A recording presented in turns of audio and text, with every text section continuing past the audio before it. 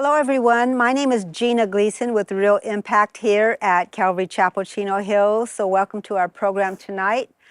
I'm very excited to introduce to you a very, very special guest, a woman that I had heard about as I study and research what's going on in the culture, a mom who has faced tragedy in her life, but who has become very outspoken and bold to tell her story about her daughter Yaley and what she experienced as she was growing up in California public schools. So I'm very glad to welcome my new friend, Abigail Martinez.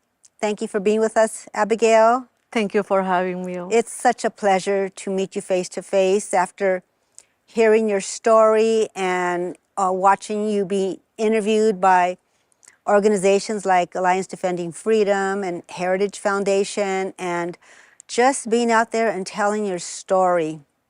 So thank you so much for being bold and courageous and willing to be with us tonight, because our hope is to help other families, and I know that's your hope. Yes, it is. Absolutely. Thank you. So Abigail, before we get into what happened with Yaley, tell us a little bit about yourself and your family.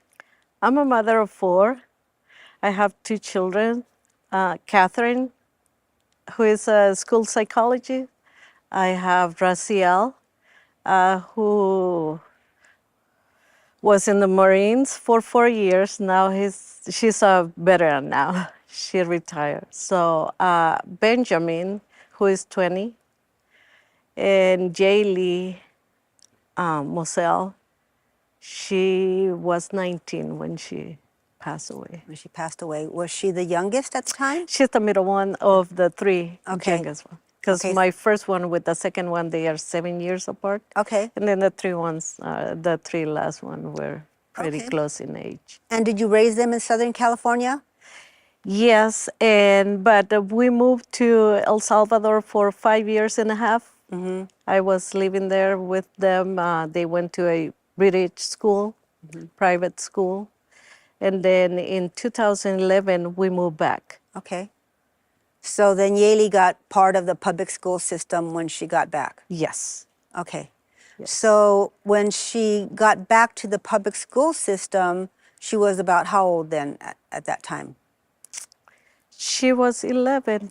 My child is 2000. Okay. She was born in 2000. So at that time, when she was 11 years old, what was she like? Tell us about Yaley.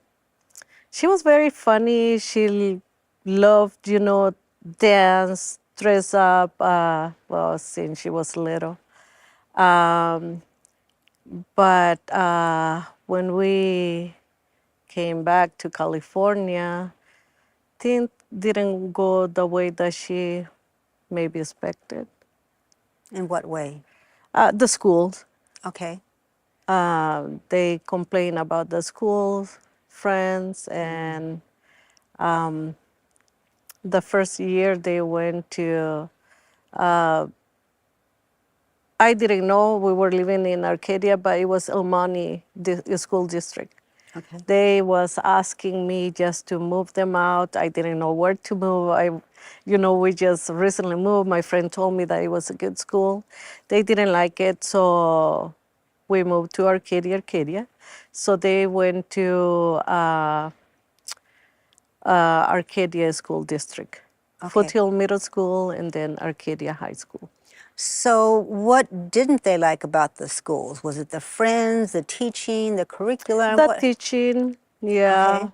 And I think everything. They were coming from a small school, private school, and then everything was so different for them. Okay.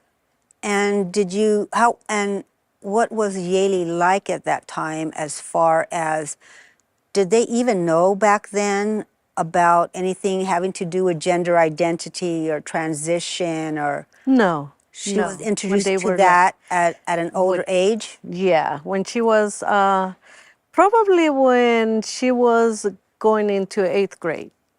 Okay. I noticed, but before that, she was going into depression. I saw her like things were not the way that she really expected when we came back. So they didn't like the school. And she was like, she looked unhappy. Like she didn't want to go back to that school. And I said, well, just finish this year and we're going to move to a different area. I didn't know. So we moved, we did. And then she went to Foothill Middle School. She Okay. got bullied there.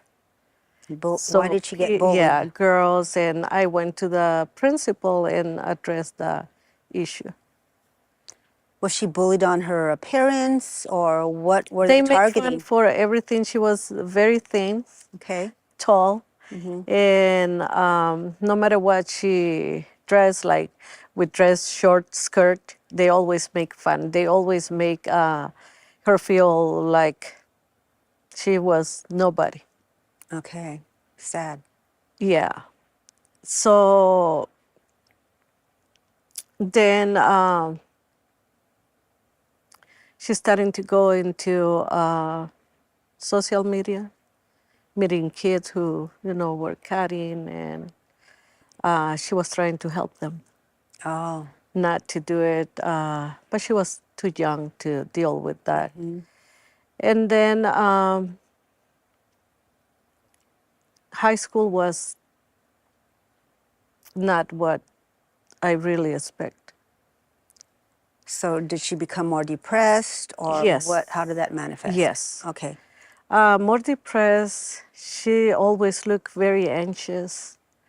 When at the end of freshman year, she, summertime was, like heaven for her.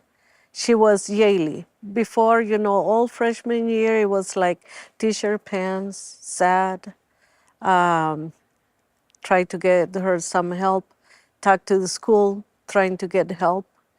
But I didn't know what they were doing So because she was going on, under depression, and I didn't like her grades went down. So I was seeking for help. so then you sought help at the school, and was that the whole beginning of her gender confusion at the time? Would you say that was the point?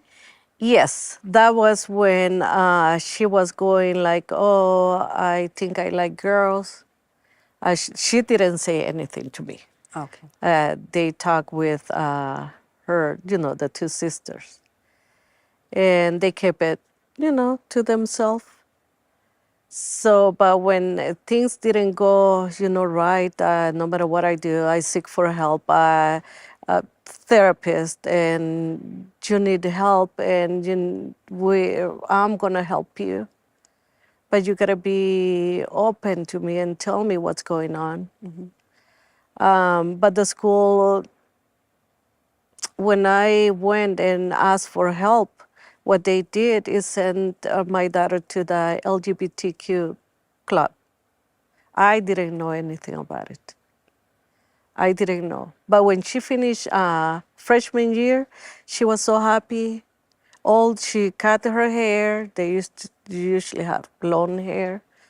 And then she asked me to buy her some extensions. She didn't like it. So I did. She bought new clothes for summer, skirt, shorts, everything like she used to.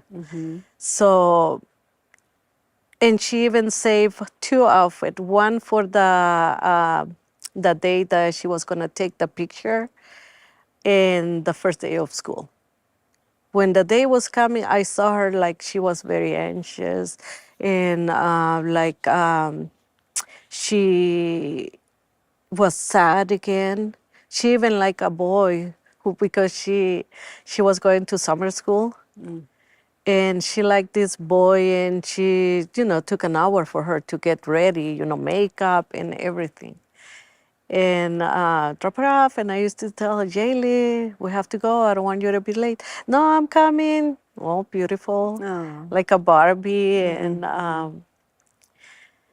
but before 10th grade is when I saw her going like that pressure. She felt like, okay, I'm going back. I even asked her to move to a different school. And she got quiet. She said no, but DCFS was involved. So I talked to them and I told them that school is not the right fit for my child. So I need to move her. I was told not to do it because that will make her depression even worse. So DCFS, that stands for Department of Department. Children and Family Services. Yes. How did they get involved in your family? Because my daughter was attempting suicide. Okay. And she was in the 8th grade when that happened the first time. So what I did, I took her to Methodist Hospital just to have, check it up and that everything was okay with her. So, but instead of, they told me, yeah, she's okay. And I said, okay, can I take her home now? Or what else are we waiting? Oh, we're waiting for the social Okay. And I go like, why? She's okay, right? Yeah, but when these things happen, we need to report. Okay. So that's when they got involved. And so what was their response to you? What did they do? Did they tell you you couldn't do certain things? Or what was that interaction with that services Oh, yes. department? Yes, I couldn't do much like on the year that because I like them to be busy doing sport, but she was not even, she never liked sport. She tried when she was little, but she ran away from the balls. And so my two others, my second one and my fourth one, I enrolled them in the police academy because I heard all that what they learn, what they teach. I say, yeah, they need to be busy. So she was gonna go too, but because the social worker was there, my daughter was told that if she didn't feel like doing it, not because I asked, she didn't have to do it. So she said, after all, I'm not gonna join the academy. And I said, why? You were excited about it. No, because I get to decide whether I like to do it or not. So it sounds like they were planting thoughts and Oh, ideas into her head. yes. Yes. And did you feel that through the whole time that she was under their Oh, care, yes.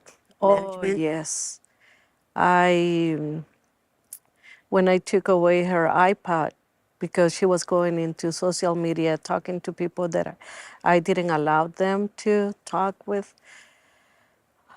she reported that to the social worker. The social worker asked her, did your mom give it to you or you bought it with your own money? No, I saved my money. Okay, so it's your iPod. So you got to tell your mom that it's your iPod and she's not.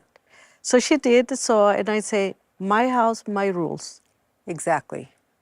And, you're not ready to go to have a cell phone or iPad or any of those equipments. So they were trying to override your parental decisions. Yes.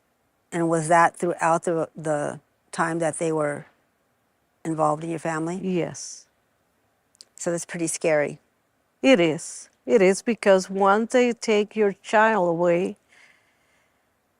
they want you to go to court. You wanted to go to visit your child, but you can't take any decision.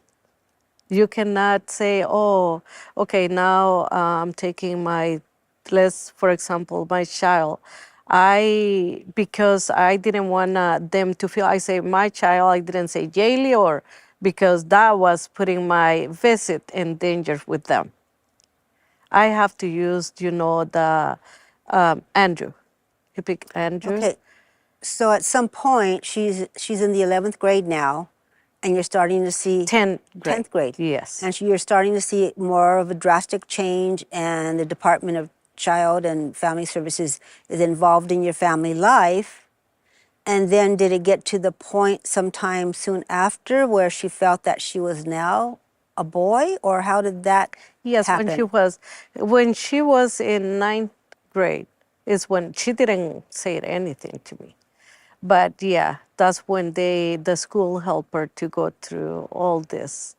Now that I'm, looking at the picture and going back with memory, and I said, oh my goodness, I didn't know that they were my worst enemy. Because I seek for help. And what they did is introduce her into the, this gender identity. Do you know who specifically who put her down that path in the school? Well, they have this club, and there was a parent. I think they called the groomer, because a parent who her daughter was going into, who she was 2 years older than my daughter, and they became best friends. So they are the one who, with the help of the school, of course, because the school knew, the psychology knew, so, but me. Okay. Now, did you ever meet the best friend? Did she come to the house, or how did you know she was best friends with her? Because friend in commons that they had, they said, oh, Jaylee and Kaden, they are, wow, they click, and I go like, she was not my daughter's best friend. She manipulated, she was older than my daughter. So this parent is the one who helped my daughter, or kidnapped my daughter, let's be clear. Okay. They kidnapped my daughter at the end of July, beginning of August. What They grade was came, that? she was still in summer break. Okay. She was going into 10th grade. Okay. So they came into my house, well, not into my house, but outside. They was waiting for her for 5 minutes. And we had a good morning, we dropped off my two kids because she was going, under the pressure. I never left her home alone. Always, Yaylee, let's go. Going to the store, come with me. So on that day, we went to the farmer market in Pasadena after I dropped off my 5 o'clock, my other two kids. So went back home, and then I asked her, would you like to go to the farmer market? And she go like, yeah. And she had a lot of fun. We walk around, would you like this? She used to love to buy those honey and sticks. So look, they have different flavors. So we had a good time. Around 11, I believe, after we went to the farmer market and back, I washed the, vegetables and putting everything away. She asked me if we can watch a movie together since we were alone. And I said, yeah, pick any. So I was cleaning the kitchen and finished everything when I went to the living room, and I asked her, Jaylee, I'm here, let's sit down. What movie are we watching? But I wasn't watching. I was talking to myself because she was gone. So then I started, looking for her. Went to the pool, behind the, everywhere. And then I remember that I broke down and went on the floor, and I screamed her name. And I said, Jaylee, don't do this to me. I thought she was hiding. And then my mind went, the worst. She was talking with someone online. And you know how, sex trafficking, and I was afraid of all that. So I cried, I felt that I went to the bathroom and threw up. It was a big impression, my mind went very far.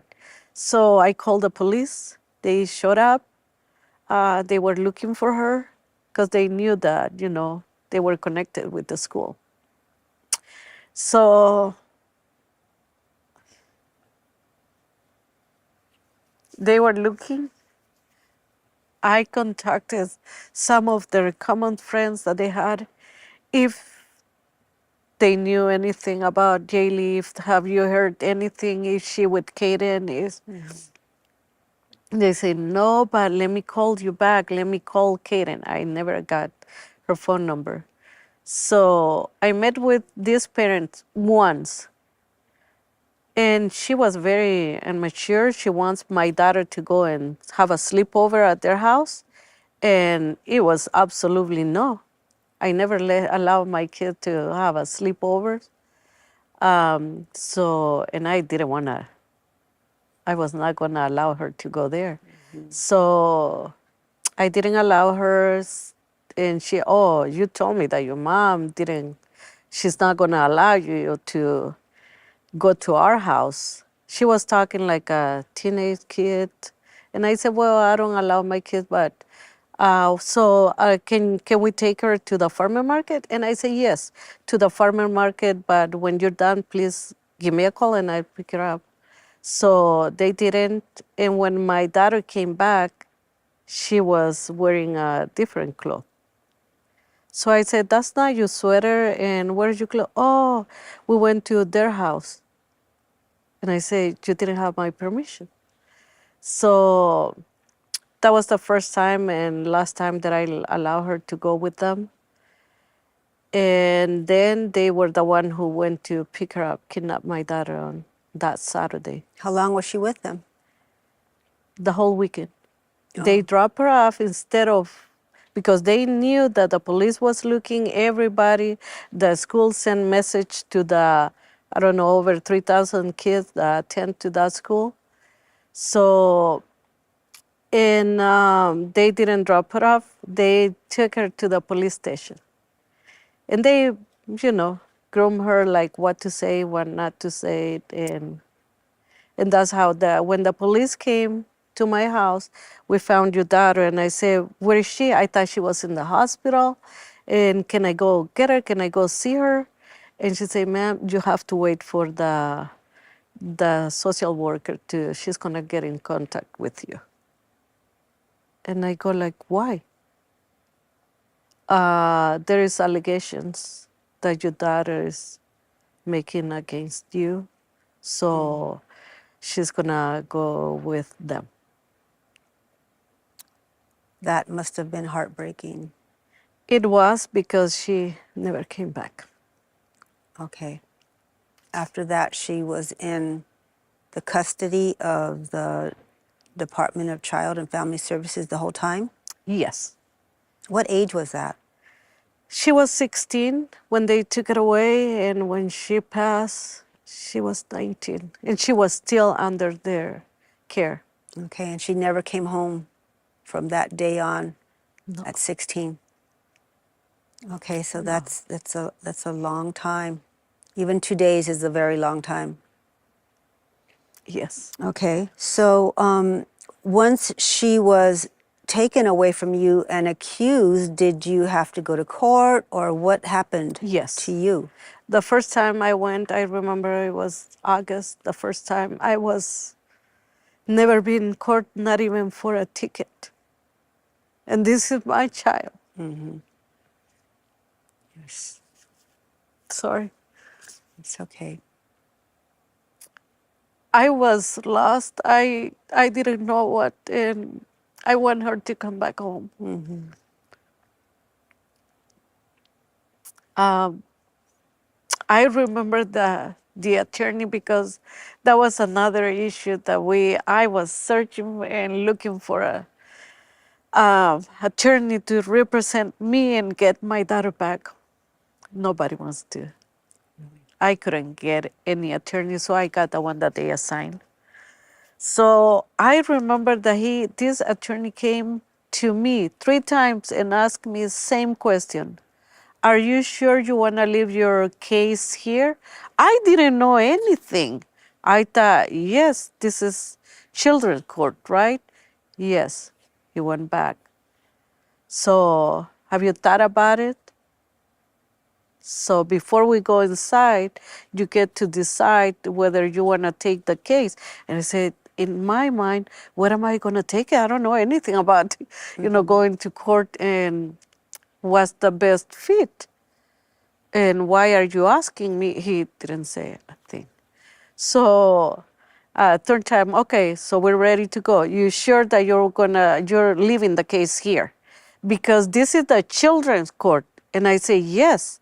And that's why I'm here, I assuming. Was he trying to give you a clue? Yes, but I didn't He know. didn't know. I didn't know until, a month or every 2 months we used to go to court. And when the judge ordered the hormone treatment, Okay, wait a minute. yeah, So you went to the court for the first time, and that's when the judge ordered that she could have hormone treatment? that was the game for them to get me, to convince me that that was the best thing to do with her. And I always, every time we went to court, I say, no, what my child need is mental health. You need to focus on her depression. She's under depression, and whatever you tell her, she's gonna say yes. That's gonna help me. So I didn't agree with. So after, when she was 17, I believe they just told everyone, because LGBT group Rise was there pushing them, pushing my daughter to go to the change. They were at the court hearing? Oh, yes, they would allow LGBTQ group Rise, because this organization is big, but especially Rise was there. Is in it court. RISE? Yes. Okay. DCFS, her attorney, and us. And who was us? Just you and your children? Yes. Okay. And so at what point did the judge determine that she could have the hormone treatment? Because everybody was saying that, she was at risk to take her life away. And that was going to help her. And I told them, no. Since day one, when they took it away, I was clear with them.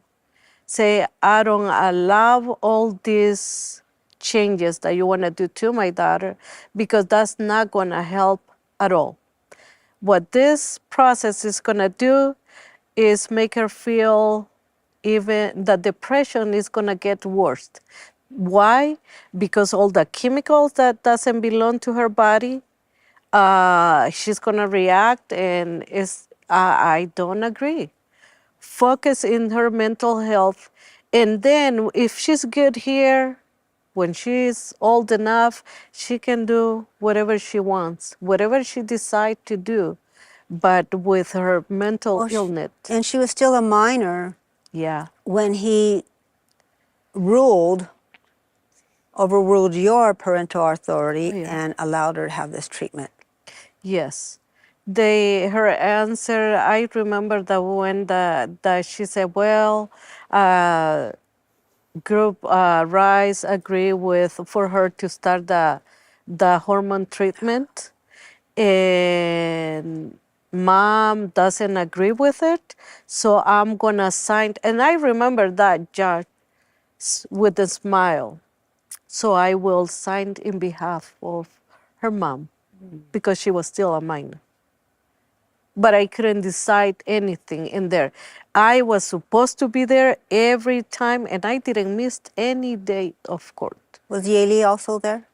Sometimes they didn't know. She was not there, but I was there. But if she wasn't there, we didn't go in. Just the whole morning, just waiting if she was gonna show up. Okay. So tell me about when you got to visit with her. How often did you see her once they took her away from you? It was once a week. And you would go to the group home or? Group home, Okay. 1 hour. Okay. And someone was calling us. I was not allowed to be alone with her because she was in danger with me. Because I was accused I was abuser towards her. But see how the system work? I have my other two minors. and I was accused. I went to get my fingerprint, and it was there that I was not allowed to be around children. Why they allow my other two to stay home with me? Doesn't make sense, does it? No. Well, because it's a lie. Yes, because it was my daughter was an experiment to them, and they didn't want to let her go that easy. So tell me about your visits with Yaley when you got to visit her once a week. At the beginning, it was very hard because what these groomers do is they teach them not to be close, not to have a. I didn't know anything about all this. Why my daughter is acting this way. Like very distant. I remember the first time she was getting out of the elevator, and I got excited. I haven't seen, and I stood up and Jaylee, and she went like this. Oh, I was heartbroken inside, and I went, okay. So I didn't understand what was going on. Yeah. But what they do is teach your child not to get close contact, not to go back home, because if they go back home, all the treatment is going to stop. And with my daughter, Group Rise was pushing her, and I can say it with, every time I can, because that's what my daughter told me. Mom, I cannot go back home because they told me that you're not going to allow the treatment. And I said, that's right, because that's not the treatment that you need right now. So, but you know that I love you, and I always going to be here for you, no matter what. So she was very distant. My other kid, they stopped going and to visit because they say it really hurt us. But I don't know how you handle. We're not going, so I respect that. And I was there every Saturday, and that was for maybe 6 months or more. And then they gave me 2 hours. And 1 hour was with the therapist at the group home. He was there, and I used to bring lunch, eat together, play with her any game. And she was having a good time. Did they restrict what you could say to her? Oh, yes. Yes. Like what? Like I was not allowed even, they grew up in church, thank God. I was not allowed to talk with her anything about God. Period. What did they say? What were their actual words? That remember what you can talk to your daughter. You cannot ask her to come back home. Anything that will make her uncomfortable, you shouldn't say it because that hour is going to go into 0. So they threatened you. Yes. So, but I didn't listen because I knew my principle. I knew that they knew God. So every time I brought, a little table like this, lunch, and I put it out, I said, that's yours. And, oh, Mom, you brought my favorite, yes. And I stop, and she always, Jaylee was like, follow every step. Are we going to pray? Just like this. And I say, yeah. So I pray, and sometimes I ask her, would you like to pray today? Okay. So she did because she knew, right? So, yeah, but I was not. One of the social workers once I believe, and I asked her not to show up, asked me because they were like, you gotta use the male pronouns and all that with her because if not, she's gonna take her life away and it's gonna be on you. Oh my goodness. And everything, it was gonna be my fault. And this one was very cold to ask me, I don't know, we keep coming here and I don't know why it's so hard for you. I'll give you an advice. Just make arrangement for a funeral for your daughter and adopt your son. Oh my goodness. And I go, did you hear yourself what you just told me? It's easy. Lunatic. Do you have kids? How dare you asking me to make a funeral when my daughter is going through, all this suicidal thought and do it after? And I say, I'm asking you to leave my house right now. That is just so horrible.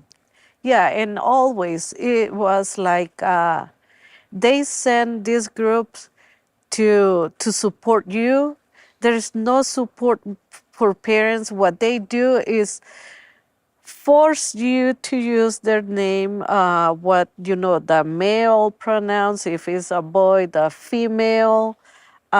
They force you. They don't, go with you. Oh, I understand that must be very difficult, but maybe just try, and see how. No, No. you gotta use, and I Prepare for a remember. funeral. Yeah. So I'm sure, of course, you were praying through the entire time. How did your church help or respond? Sadly, nobody was there. We seek for help. Even the first day that we were gonna appear in court, my daughter, my oldest daughter, reached out to the youth leader because my kids were, you know, every Tuesday, I believe, they had the youth group meetings. I dropped them off, and she asked him, can you please come to court with us? My mom and I, we don't know what's going to happen, just for support. His answer was, oh, no. I was Lindsay Longa's dad guard, and I can't. People knows me. And I went like, my daughter didn't, she told me after. And I say, really? They didn't visit us. I never received any phone calls. Not even a car. We used to tell, oh, this is what's going on. I thought we have a family. When you go to church, I believe that, the members, we're like family. Brothers and If sisters in someone Christ, is yes. hurt, how can I help you? I'm the one who like to help people. And it's hard for me to ask for help. But when it happened, when I went through all this, we did. And even the day that she got missing, we called them because we thought that we have support from church. Oh, we not close to the house. But they didn't go and visit us the next day or nothing. Wow, that's very, very sad. Sorry to hear that. It is. Because now I guess I check it out and I say, well, I'm alone. I need to keep on going, and with their help or without their help, it's my daughter. It's my responsibility. So my daughter was not gonna be the first one or the last one. True. And what I encourage them is the leader to get prepared to help families. Yes. There was another family, the Soto family, that I dearly appreciate them. They were members of this church, but then they move out. Special reasons, I guess. So they were there with me. And we were not even friends. I remember that my daughter met with her. And the day that my daughter passed, the whole family came. Okay. I appreciate them. I bless them because they were the only one who were there trying to help. She helped me. They helped me to arrange, and do the pictures and everything, the collage. But I never got a phone call from the youth leader or the pastor. Pastor. Okay. Well, the church needs to be aware that this is happening more than they think, more than they know. Yes. Abigail, so as she was receiving the hormone treatments, did her body change or what was happening physically to her? Did you see anything different? Yes. Her voice. Uh, she was suffering. Because remember, we gotta think that this is a chemical that they put into their body, doesn't belong to them. So these chemicals are overworking the body. My daughter suffered pain in her bones.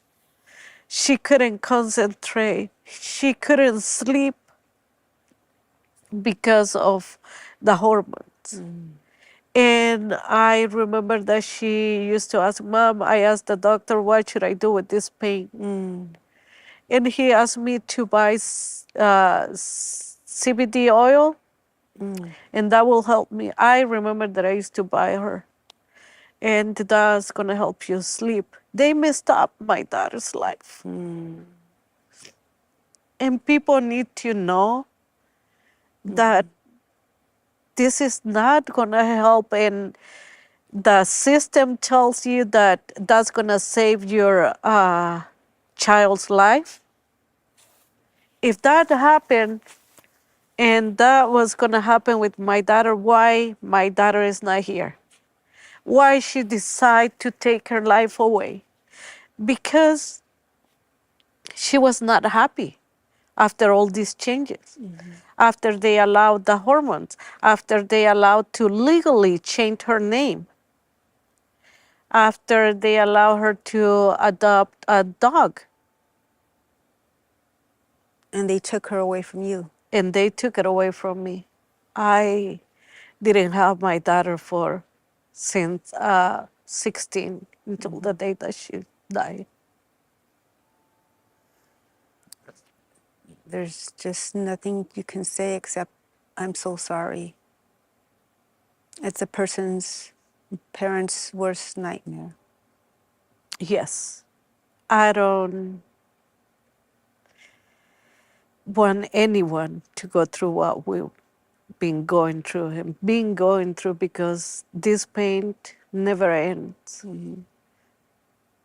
But I hope the parents open their eyes and check, who's their kids are hanging out at school, what's going on with the teaching, what they're doing in their free time.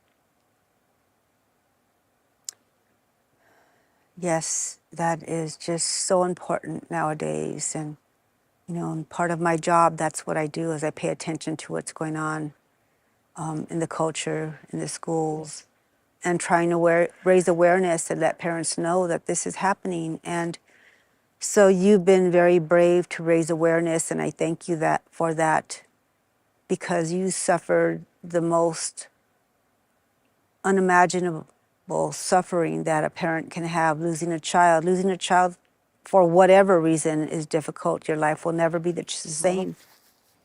But you lost your child because your child was taken from you and brainwashed. Yes. Absolutely brainwashed. And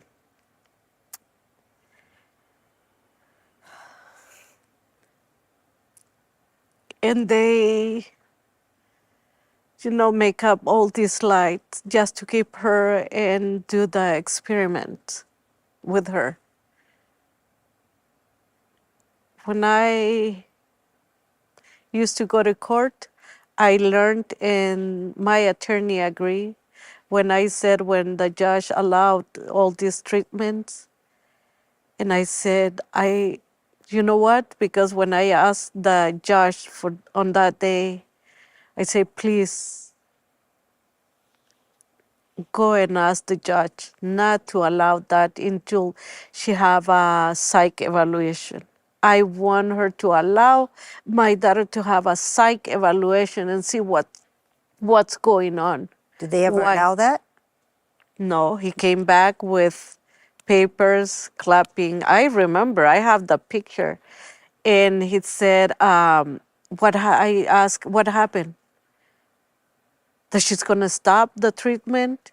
She said that there is no need for it, that she's going to go for it. He's going to go for it. And I said, you know what? Here is all political and is in your guys' agenda. Tell her that I learned a lot. All this time coming to court for nothing. My child was never returned back home, and I'm here just listening what the decision, but I can, my opinion, Nothing. it doesn't matter.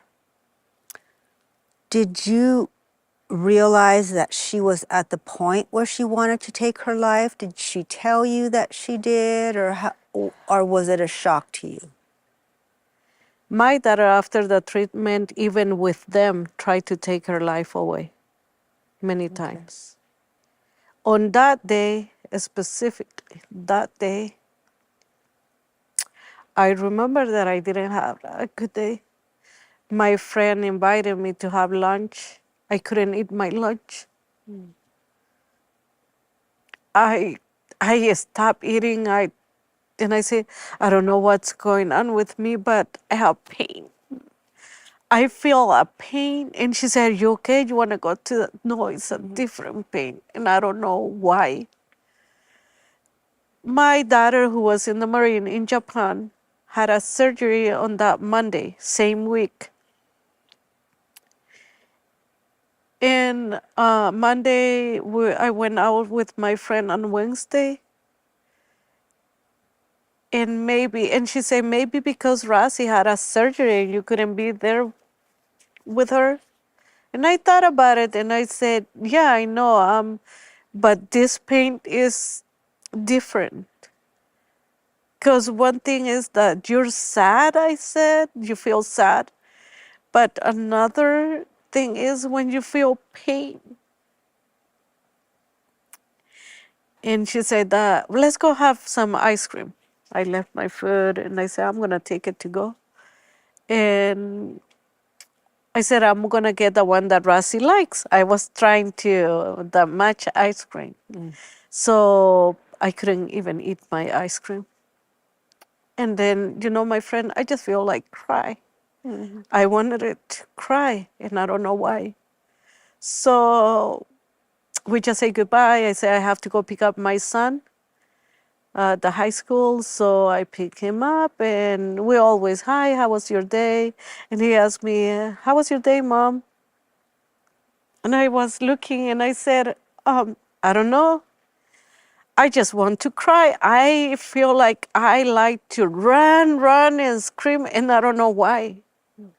So he right away asked me, have you talked to Yaley? And I said, I've been texting her, but you know how she is, do you want me to call her? And I said, when we get home, we can call her. When I got home, another friend called me and she said, my friend, how's it going? I haven't heard from you. And then I was home and I said, and I cried. I said, I want to cry. And do you want me to pray for you? And I said, yes. And then she prayed. And I said, I gotta let you go. I need to call my daughter. And that was it. I sent her a text. She replied later, like nothing was going on. And I remember I still have that text. Say, thank you for answering my text. How are you doing? She told me a little bit of her day. And then she didn't answer no more. And I said, well, maybe she's in the shower. Waited until maybe 9:30 or 10, when I got a phone call from Pomona. It just say Pomona, it didn't say Pomona police. So I answer, and I say hello, and it was the police. Are you the parent of Andrew? And I said, yes, what's going on? Oh, this is Pomona police, and he told me everything. Are you close by? Have you seen your daughter or your son? And I go like, no, I text, but can you text your child? And I say, yes. I send her a text, nothing. So nobody can open the door, yeah, and I gave them instruction how to go around. That's the my daughter's bedroom, and you can knock on the door. But I'm on my way. Are you close? Yes. So I just got into the car. My son was there, and I said, "You go to bed, and I'm gonna go check what's going on." Jaylee, I need to go check what's going on. No, I'm coming with you. And I said, you have school tomorrow? No, mom, I'm coming with you. We went. The police was there. Um, And this is at the group home. no, this was, she was leaving because they can stay there until day 18. So now she was in the independent living. So she was living in the apartment right there, Laverne, Pomona. So I just went, and he said, well, we're looking, someone received a text that, I think, and I asked him, can you track the number? Can you do something? We need to know. Oh, no, we have to have permission from the judge. And I said, there's no way that we're gonna wait until next day. So he was there, and he said, oh, I'm sorry, I gotta take this phone call. So he went outside, and he was talking with the guy. I just left, and I said, I need to go and search for my daughter. He's not looking, they're not looking, I have to go. So I went to a Pomona hospital, nothing, looking, the street, maybe she's walking. Everyone who was bringing in the ambulance, I was hoping that it was my daughter. And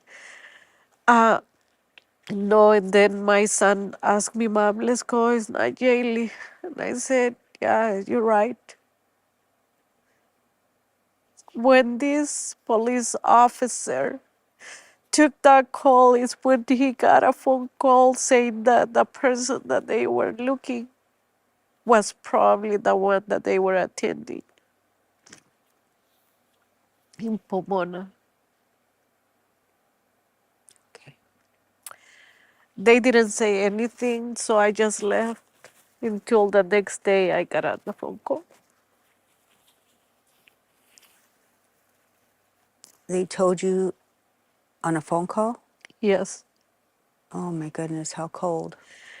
I just drop off. I remember that drop off my son was driving back home in the freeway, and they asked me if I was driving, and I say yes. I need you to stop the car. And I said, who's calling?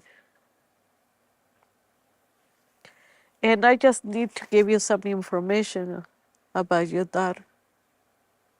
Are you Jaylee's, AKA Andrew? Yes. And then they asked me question, does she have piercing there? And I went, yes. Okay, I need to give you some information. Can you park the car? So I just, the first street that I saw, and I didn't, there was a gas station right there by, Did you know? when they asked me to park the car, I started to cry, and I asked, please don't ask me to park my car. And I was crying, and I said no. So we found your daughter last night.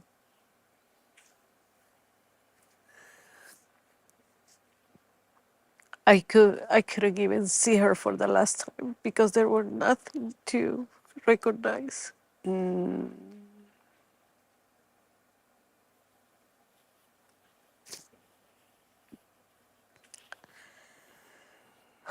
when they called me, they told me that 90% they were sure that it was my daughter.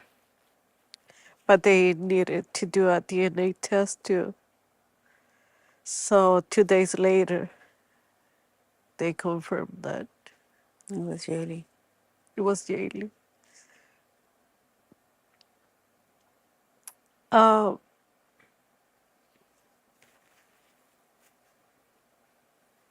I remember that we used to pray every day that I dropped them off at school. And on that day, I was quiet. My son asked me, Mom, can I start praying? And I say, yes. So I pray for Yaylee for the safe return. And then after I dropped him off is when I got the phone call. And I went back to school to pick him up. I was screaming. I was crying. I couldn't believe what I was hearing at that moment. And I said, no, that's not my daughter. I need to see her. And she said, ma'am, there's nothing that you can see.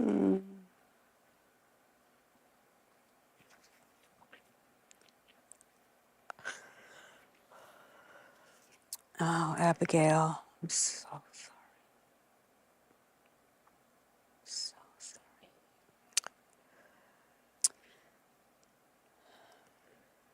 And how are your children? They're okay. They're not doing good. Each of them trying to, Cope. yeah. You know, they destroyed not just my daughter's life, but the whole family. Yes. And I remember because I used to pray, I used to declare, confess that she was going to be in a big audience, giving the testimony what God done. I remember that when I was crying right there in the parking lot, I hear a voice, where is your daughter now? When this is when I gave that testimony. Oh, you declare, you believe. I remember that I stopped and I said, even in the pain, the ugly, God is gonna use it for good. Absolutely. To be honest, I couldn't pray for a long time. Not because I was mad at God. I couldn't. I just, The every time I emotions. wanted, I just cry. And I say, you know, my pain. You know how I feel. Yes. He knows. And I know, and like I said, that this pain doesn't have a name, beginning or end. There's time that I can talk, and there's time that my heart can't handle it. There's days that I'm in the car crying and screaming. People tell you sometimes, oh, but you gotta think that she's in better place. Yeah, it's easy to say it. I told one person, I say, yeah, being my shoes is a different story. We Absolutely. can say it, and I know that for a fact that but we, The the pain. pain and all what we went through for nothing. Yes. The system, this broken system needs to change. These Absolutely. people is getting a lot of power. And if we don't stand up and do something, they're gonna do whatever they want with our kid. And I don't want that. And they are. And it's getting worse. And the government is helping. The schools Yes. are helping. The social services are helping. The LGBT groups are helping. Yes. We need the churches to help. Yes. We need as a church to stand up and not let them ruin, our life or ruling how you teach your kid what you believe. Yeah. You can raise your kids to know the Lord, raise them in the church, pray for them, do the best that you can Yes. do to be a good parent. But the world out there, Satan is after our children with the help of the same government that I Government. mentioned. Yes. In California is especially bad. Yes. Our schools are especially bad. We can't trust the school. You And cannot like trust. I said, that's the second home for our kids when they're in school. Right. They are there 7 hours, 8 hours when they have extra curriculum. So What is we your suggestion to parents now, Abigail? to be aware, to be, to get involved, to get to know your children, friends, the parents. So I don't want anyone to get into the point when DCFS was there and took away all the parenting power that we have. If they see that their kids are struggling, going under take them out of school. Take them out of school or switch to a or homeschool. I know it's very difficult to say it. Some of the parents have to work, both of them. Right. Both parents need to work, but I hope I have the money and gave money to schools so they can help the parents that they don't have the facility to pay private school. Well, what's so difficult is that I think that parents probably feel that this would never happen to their family, That's a good right? point. Is that Yes. not who you were? You did never think it would happen to you? I never thought about it. I never thought about it. It was like, yeah, I never, gotta sit there and say, okay, let me see what, no. It's like, I see it like when you're driving, you drive and you keep on going, you see that there's 2 people, 3 people got involved in the car accident, but you never think that that can happen to you. You say, oh, I hope they're okay, and you keep on going. Right. Same thing, it happened. We hear, we see, but oh, poor kid. Oh, let's not get too close to them. So instead of helping, instead of some kid, they just need attention. Now when I see, I usually, see, and that age is very difficult. Well, I would Teenage. never want to be a teenager Yeah. again. I mean, I remember I was growing up and I was picked on because I was tall and skinny myself. So I know those feelings. Yes. It's real and it almost sticks with you for life. So who wants to be a teenager again Yeah, when you're just so vulnerable? No, nobody, I Right. believe. And especially with the hormones are, they're changing. Yeah. And a lot of thoughts going into their head. And now when I see a teenager, in my mind, I pray that I see them sad. And I just think about my daughter, what she course. went through. Yes. So it breaks my heart. And I say, God, Lord, help this kid. Yes.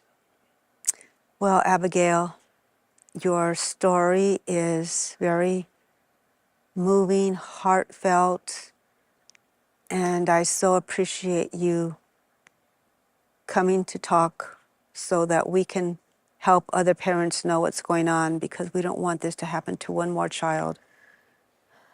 And so I Look forward to getting to know you better and supporting you. Thank you. You're very welcome at this church. We would love to have you. Thank you. And I just think that we need to all be more informed, bold, and courageous and stand up and talk about these things. So thank you so much, Yes. Abigail, for being Thank with you. us. Thank you for having me. It was a pleasure. So thank you, everyone, for being with us tonight. And we just hope that this information was valuable to you, that the grief that Abigail has experienced is not something that will ever happen again to any one child. And I wanted to talk about a few other things after this, but I just don't feel it's the right time or the right place. But please share this with other friends and family. Make sure that, especially here in California, even in our own small Chino Hills Valley community, that parents hear about this story because they're trying to change policies in our own school district, and we're fighting back because we don't want these policies here. And so pay attention to what's going on in your school district. Take a look at the meeting agenda.